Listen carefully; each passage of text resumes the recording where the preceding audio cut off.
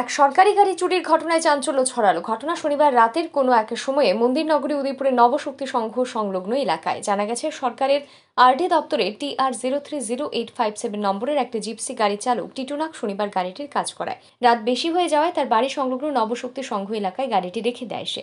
রবিবার সকালে স্থানীয়রা লক্ষ্য করেন সংশ্লিষ্ট স্থানের বেড়ার দরজা ভাঙা, ভেতরে রাখা জিপসি গাড়িটিও নেই। খবর পেয়েই ছুটে আসেন চালক টিটু নাগ। তিনি সাথে সাথেই আরকেপুর থানায় বিষয়টি জানান। এদিন সরকারি জিপসি গাড়ির চালক টিটু নাগ এই খবর জানান। কোন দপ্তরের গাড়ি আসছিল এটা চুরি হয়েছে? আচ্ছা, কি হয়েছে বা কবে এনে রাখছেন এখানে? গাড়িটা কালকে ওই গাড়িটা কাজটা করাইছি, তো এসে রাত হয়ে যেতে এনে রাখছিলাম। এবার সকালবেলা তারা দোকান খুলতাইয়া দেয়, মানে তারা বেড়াটা ভাঙ্গা।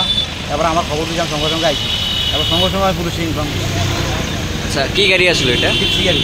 গাড়ির নাম্বারটা TR030857। এখন পুলিশ আইছে ঘটনাস্থলে? হ্যাঁ, আইছে। সরকারি গাড়ি আসছিল? সরকারি গাড়ি।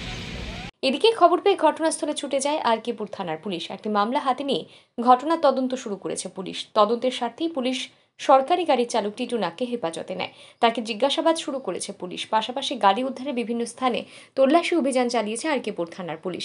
এই ঘটনাকে কেন্দ্র করে উদয়পুর শহর জুড়ে বিভিন্ন মহলে ব্যাপক চাঞ্চল্য ছড়িয়ে পড়েছে। ব্যুরো রিপোর্ট, আর ই নিউজ।